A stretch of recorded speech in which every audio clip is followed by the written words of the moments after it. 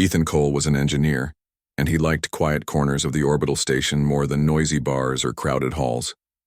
Most of the crew saw the station as a hub of trade and diplomacy, but for him it was a workplace where things always broke and always needed fixing. He had been repairing a power regulator late into the night when he returned to his small living quarters. The door slid open with its usual hiss, and the lights flickered on. Ethan froze. Someone was inside. At first he thought it was a thief or maybe a drunk spacer who had wandered in by mistake, but when his eyes adjusted, he saw a figure crouched in the far corner. The shape was wrong. Too tall, too angular, and wrapped in a dark cloak that seemed to shimmer faintly under the artificial light. Then he saw the face. It was alien, no question. The skin was a pale gray-green, marred by ridges and scars that ran across the jaw and down the neck. One eye glowed faintly amber, the other was hidden by a crude patch of metal. Her hair, or something like hair, was a rough tangle of black strands. Ethan's heart raced. "What in the void are you doing here?" he whispered. The figure struggled to rise, gripping the wall for support. Her movements were stiff, as if she had been injured. When she spoke, the voice was deep and rough, but carried strange elegance. "You are human," she said slowly, tasting the word. "Good. Then perhaps I am not lost." Ethan took a step back, ready to hit the alarm on his wristband, but the alien lifted a clawed hand in weak protest. "Please, do not call guards. They will kill me." That gave Ethan pause. "Who are you?" The alien drew herself taller, though her body trembled with exhaustion. "I am Princess Vera of the Kalari Dominion, daughter of the High Throne." Ethan almost laughed. The Kalari were one of the more feared powers in the nearby sectors. Warriors, slavers, and empire builders. He had heard rumors of their cruelty, of how they despised weakness, and now a princess of theirs was standing in his room, scarred and desperate. "Right," Ethan muttered, "and I'm Emperor of Earth." But she didn't flinch. Her golden eye locked onto him with intensity. "I fled an assassination. My own kin turned against me. The usurper hunts me now. If the guards find me, they will deliver my head before the suns rise." Ethan rubbed his temples. He wanted to believe this was some kind of bad dream. But the cuts on her face, the faint burn marks on her armor, and the smell of blood told another story. "Why me?" he asked. "Why hide in my room? I'm just an engineer, I can't fight your battles." Her voice dropped lower, almost a growl. "Because you are human, and humans are different." Ethan frowned. He had heard aliens say things about humans before, too fragile, too reckless, too unpredictable. Not many saw those as compliments. "I don't know what you've been told, Princess," Ethan said carefully. "But I don't think I'm the hero type." Vera staggered closer. He noticed her height now, easily a head taller than him, and the way her cloak dragged behind her like a broken banner. Her scars made her look fearsome, even monstrous, but her single glowing eye carried something, raw, desperation. "You must shelter me," she said. "Just for a while. If they capture me, I am finished. If I fall, the Dominion will descend into chaos, and the war will spread here. Your people will suffer. But if I live, there is hope." Ethan shook his head. "Do you realize how dangerous this is? If the station authorities find out I'm hiding you, they'll throw me in an airlock." "Better you risk that," she said, "than risk war." For a long moment, the small cabin was silent, except for the faint hum of the station's life support. Ethan's mind raced. He wanted to throw her out, call security, and wash his hands of the whole mess. But something about the way she spoke, about the way she clung to dignity even while bleeding, held him still. He sighed. "Fine. You can stay for tonight, but tomorrow I figure out what to do with you." The alien princess lowered herself, back to the floor, her strength clearly failing. "Gratitude, human, you will not regret this." Ethan wasn't so sure. He found a med pack in his drawer and cautiously knelt beside her. Up close, the scars were even more severe. They weren't just from a single battle. They were years of damage endured again and again. The Kalari called her ugly, he realized, because their culture valued perfection of form. But to him, the scars told a different story. Survival, as a... He cleaned a wound on her arm, she whispered. Every day until my throne is restored, I will beg you to stand with me. I know what I ask sounds strange, but humanity holds a gift we do not. We break, and yet we rise again. I need that strength. My people need it. Ethan didn't answer. He didn't want to encourage her. He was just a mechanic, not some galactic savior. But her words lingered in his mind. He secured the bandage and stepped back. Sleep. You'll need it. Vera closed her golden eye and leaned against the wall, her breathing slow and heavy. For the first time since entering the room, she seemed at peace. Ethan sat on the edge of his bunk, staring at the ceiling. He had wanted quiet, an ordinary night, maybe even some rest. Instead, he now shared his quarters with a fugitive alien, princess who thought he of all people could save her empire. He shook his head. This is insane, he muttered. But deep down something stirred, a flicker of curiosity, a whisper of responsibility, and though he tried to push it away, he already knew tomorrow would not be quiet. The next morning, Ethan woke to a low hum. For a moment he thought it was the usual drone of the station systems, but then he realized it was coming from the corner of the room. Princess Vera was awake. She sat cross-legged on the floor, her cloak wrapped tight around her shoulders. Her one golden eye glowed faintly in the dim light. She wasn't humming a song. It was more like a chant, a steady rhythm of breath and voice. When she noticed him watching, she stopped. "Human," she said softly. "You still live. That is good." Ethan rubbed his eyes. "Yeah, thanks for checking, and you look less half-dead today." She tilted her head. "I recover fast. My blood was made for battle." Then, her expression sharpened. "Now you must hear me. I beg you again, stand with me." Ethan groaned. "Already? It's not even breakfast." But Vera leaned forward, her voice urgent. "Every day until you agree, I will ask. I cannot survive without your alliance." Ethan pushed himself out of bed and shuffled toward the small dispenser for a packet of coffee. "Look, Princess, I don't know what fantasy you've got in your head, but I'm an engineer. I fix pipes. I rewire panels. I don't topple empires." "You fix things," she said quickly, seizing on the words. "That is why you are different. You see what is broken and you mend it. My people break everything. We only destroy.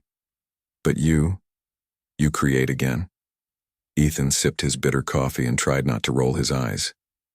"That's very poetic. But you've got the wrong guy. I'm not a warrior. I'm not even a soldier." "Warriors are easy to find," she countered. "But one who thinks differently, one who refuses to kneel even when weak, that is rare." Her gaze was fierce, almost burning. Ethan had to look away. Later that day, he went about his duties on the engineering deck. But he couldn't stop thinking about her words. She had spoken as though humans had some hidden strength her kind lacked. He'd never thought of himself that way. Back home, he had been average, just another worker who liked fixing broken things. Yet she looked at him as if he was important. When his shift ended and he returned to his quarters, Vera was still there. She had tidied the space, strangely enough, folding the spare blanket and moving tools into neat stacks. When she saw him, she rose immediately.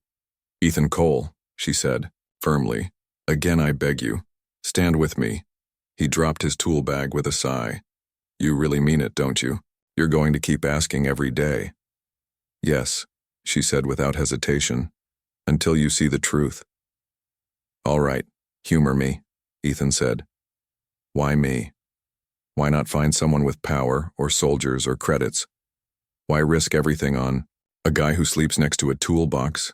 Her eye softened. "Because the powerful will betray. The soldiers obey only orders. And credits are nothing when blood is spilled. But you, last night you saw me broken and bleeding. And you chose mercy, not profit. That is why. Ethan froze at that. He had acted on instinct, not any grand philosophy. Yet to her, it had meant everything. That night, as she rested, he sat by his small desk and pulled up the station news feed. Rumors spread quickly. Reports of Kalari patrols searching for a fugitive. Whispers of a royal in hiding. The station authorities urged calm, but traders were already leaving early, afraid of trouble. Ethan rubbed his face. Trouble was here in his room. The next morning she began again. "Ethan Cole, I beg you." He cut her off. Yeah, you beg me, I know. You're not giving up." Her lips curved, almost like a smile. "You are learning." Over the next few days it became a pattern. Each morning, each evening she would repeat her plea, not always in the same words. Sometimes she spoke of her people, sometimes of his. Sometimes she described the throne she had lost, or the cousin who had betrayed her, or the empire teetering on the edge of collapse. Other times she spoke only of humans, telling him that his kind carried a fire no other species understood. At first Ethan tried to ignore her, but slowly he began to listen. One evening she told him of the Kalari custom of perfection. "In our culture, scars are shame," she said. She touched the line that ran down her jaw. "To be ugly is to be unworthy. That is why they cast me." Aside. "But humans, your scars are stories, not shame. That is why I chose you." Ethan stared at her for a long time. He had a scar on his hand from when a machine panel collapsed years ago. He had never thought about it much. But when she looked at it, she saw meaning.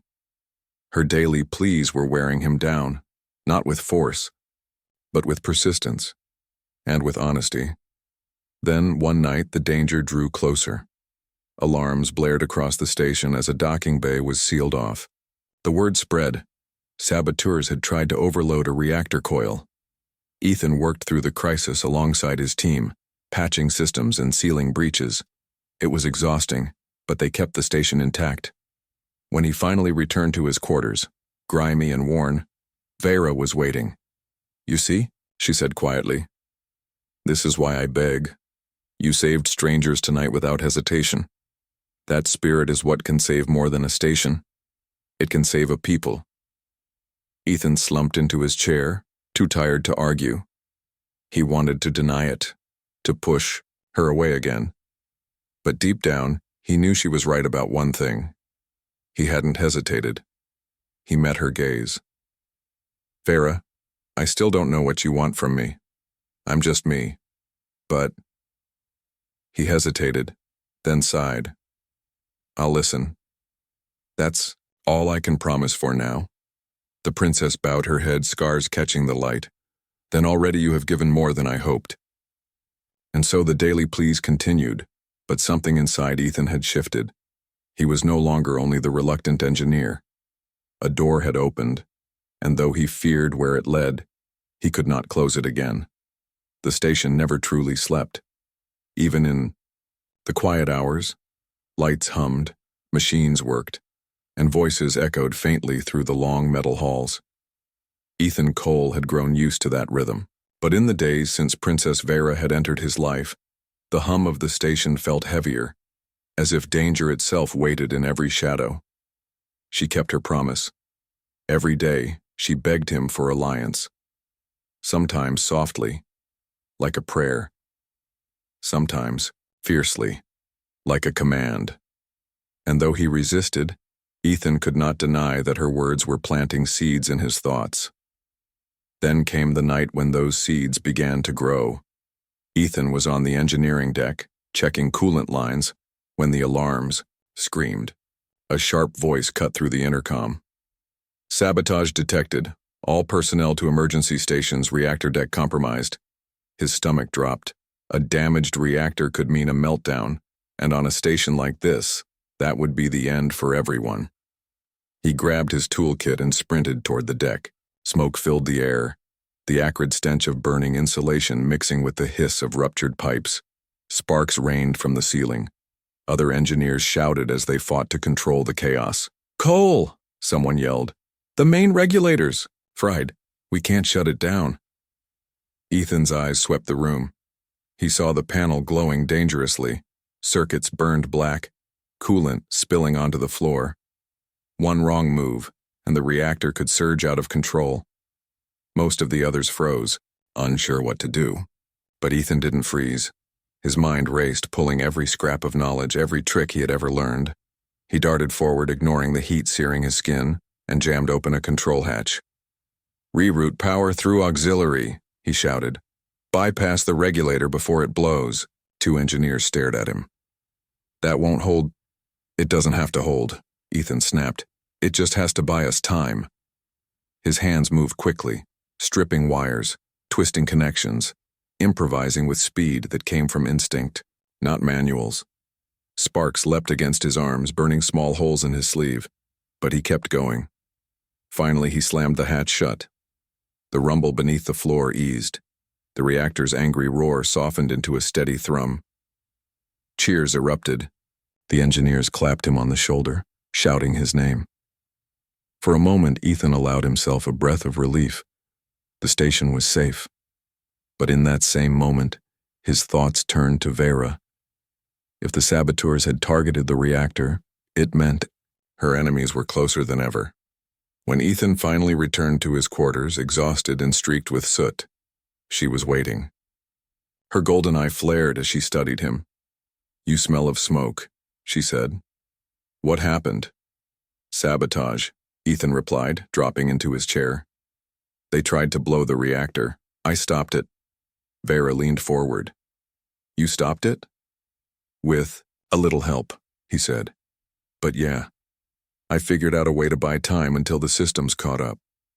For the first time since meeting her, Vera smiled fully. It was not beautiful by human standards. Her scars twisted her lips, her eye gleamed.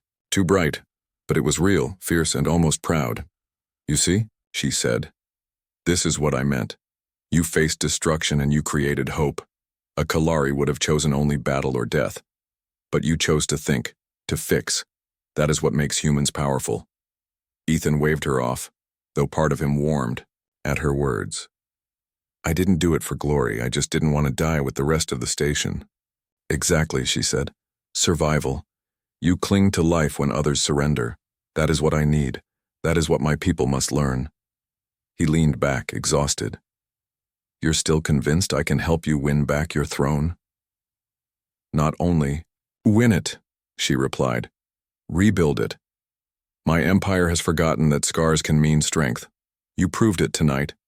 You are proof of value." The phrase stuck in his head.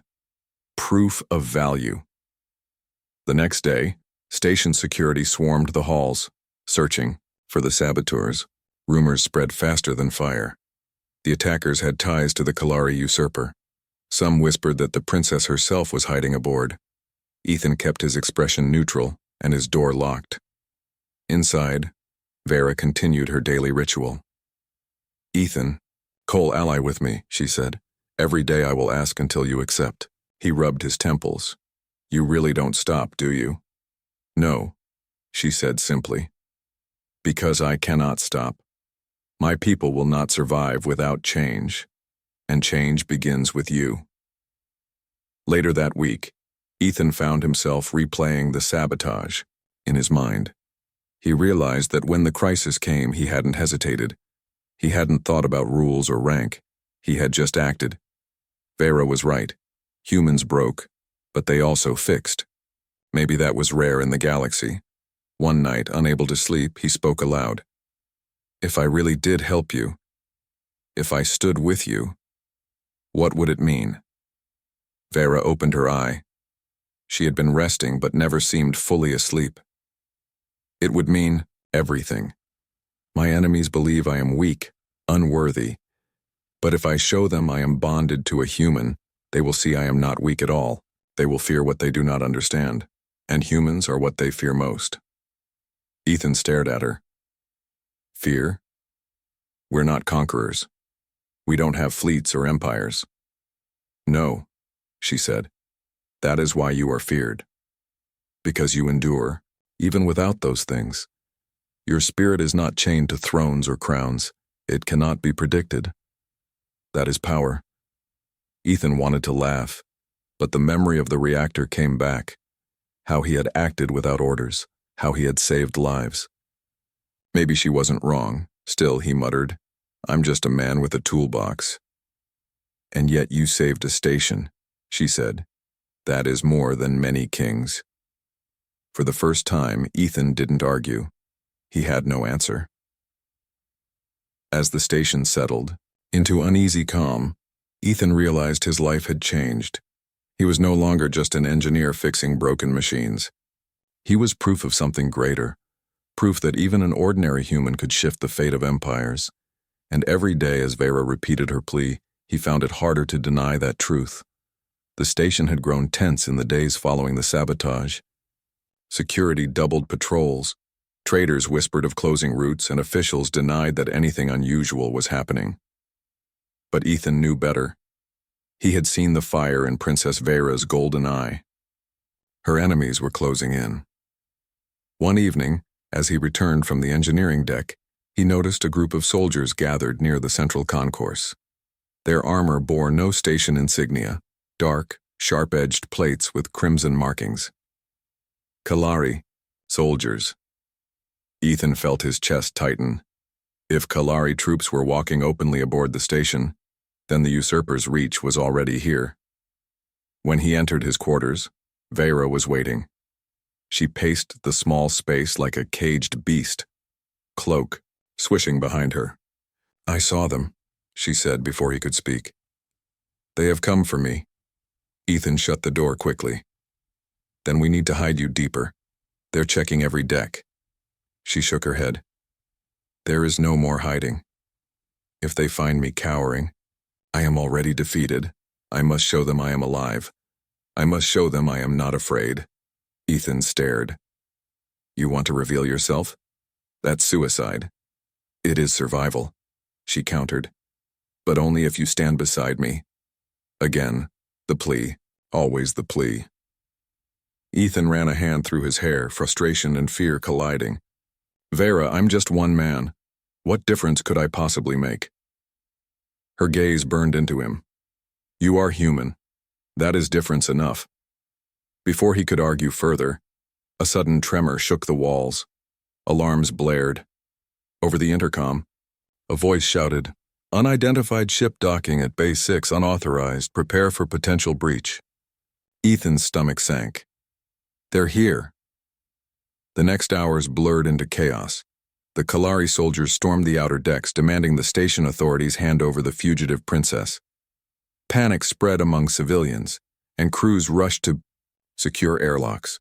The usurper's envoy, a towering Kalari captain, broadcast his message across the halls. Deliver the traitor Vera, and your station will be spared. Shelter her, and you all die with her. Ethan and Vera listened from his quarters, the voice echoing like thunder. Ethan turned to her. They mean it. If they think you're here, they'll tear this place apart. Then we cannot hide, she said. We must face them. Together. Against his better judgment, Ethan nodded. He couldn't abandon her now. Not after everything. They slipped through service corridors until they reached the central concourse, where frightened crowds gathered under the eyes of armed Kalari soldiers. The envoy stood on a raised platform, his armor polished black, his voice sharp. The princess is a blemish on our honor. She is weak, scarred, unworthy. Give her to me. Ethan glanced at Vera. For a heartbeat, he saw hesitation in her scarred face. But then she stepped forward. Her cloak fell back, revealing the full extent of her scars, her broken armor, her glowing eye. I am Princess Vera, she declared, her voice carrying through the concourse. I am no traitor. I am heir of the throne, and I will not bow to murderers. Gasps rippled through the crowd. The soldiers raised their weapons, but the envoy lifted his hand. His golden eyes narrowed. You dare show yourself? Look at you, shame carved into your skin. You think these humans will respect such ugliness? Vera lifted her chin. Yes, because humans do not fear scars. They see strength in survival, and one of them stands with me. All eyes turned as Ethan stepped forward beside her. His heart pounded, but he forced himself to meet the envoy's gaze. She's right. You call her weak, but I've seen her endure more than anyone I know. And if you think humans will hand her over, you don't know us at all, the envoy sneered. One human engineer against an empire? Ethan's voice steadied. One human is enough to remind you that we don't quit. Not when lives are at stake. Not when something broken can still be fixed. Murmurs spread among the crowd. Even some of the soldiers hesitated, glancing at one another. The envoy's face darkened. You think words will save you? Very well. You will both die here. But, before he could strike, Vera raised her hand. No, you will not kill me today, because you cannot predict what a human will do. And that unpredictability frightens you. At that moment, Ethan triggered a device he had hidden in his palm. A simple engineering trick, a burst of magnetic interference. Lights flickered, weapons sparked, and for a few precious seconds the soldiers faltered. Run, Ethan shouted. The crowd surged, civilians scattering in all directions. Ethan and Vera ducked into a side passage, chased by shouts and the clang of boots.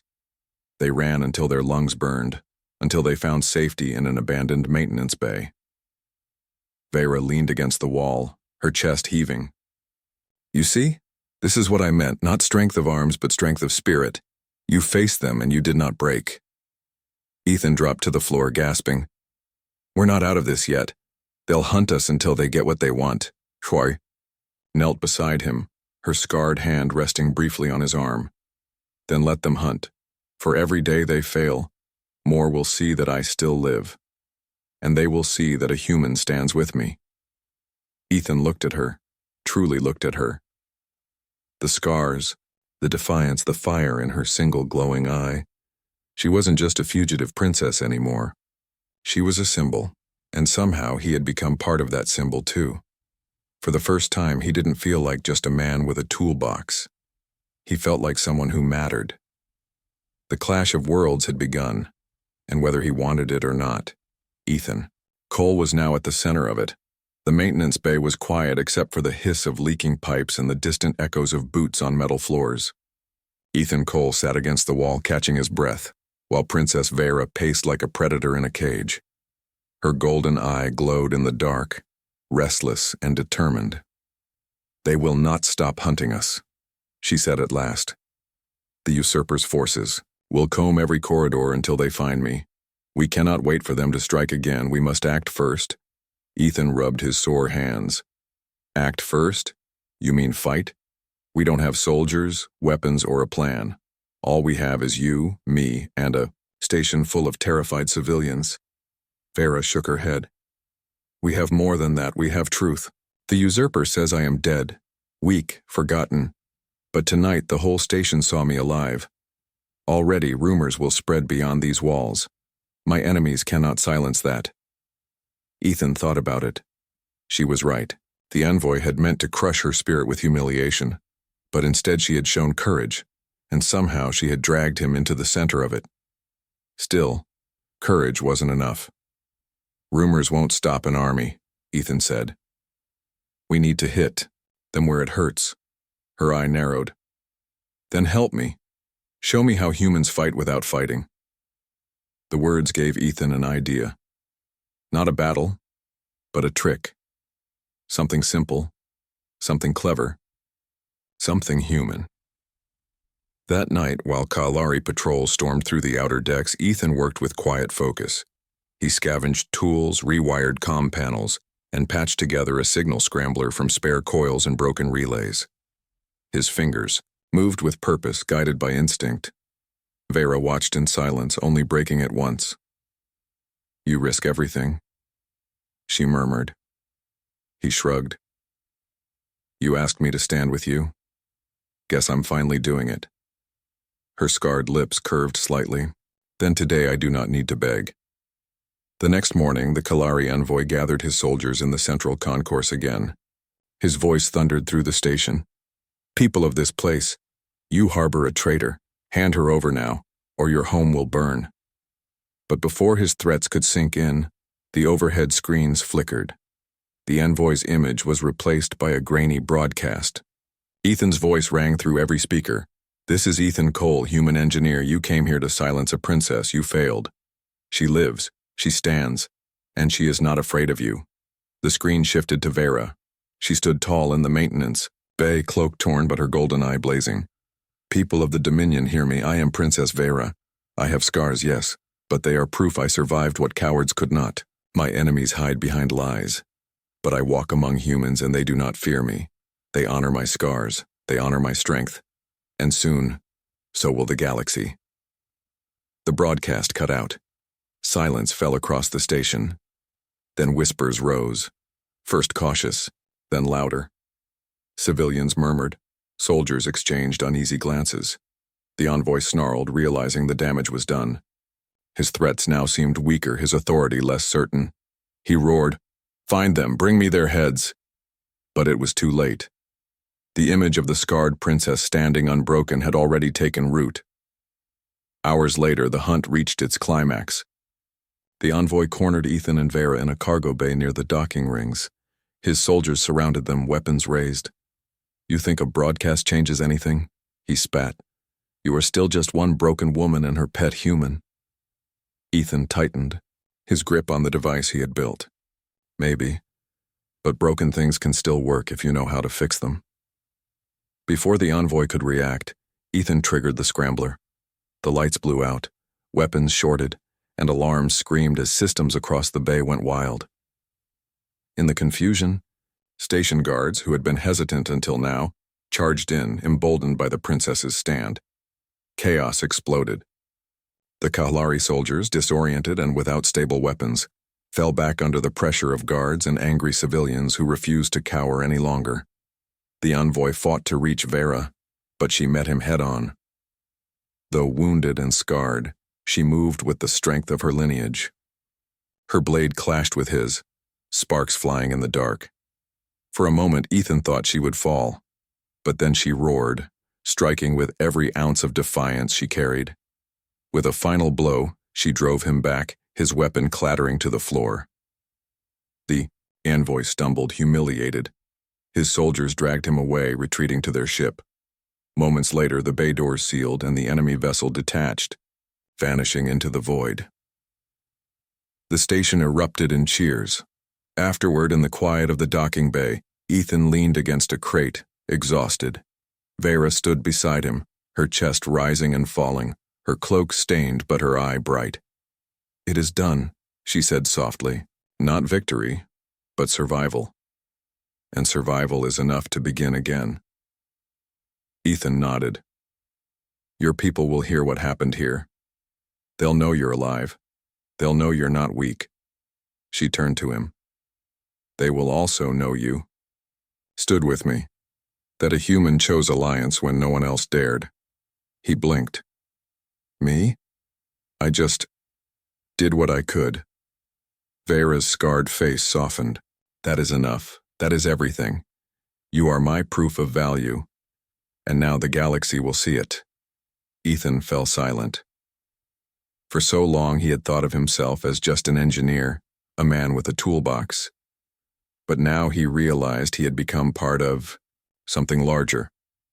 He had faced fear, he had defied an empire, and he had stood beside a princess who carried scars like banners. As they left the cargo bay, civilians bowed their heads in respect. Station guards saluted. The whispers spread quickly. The scarred princess and her human ally. Vera looked at Ethan. "This is only the beginning. The usurper will come again and harder.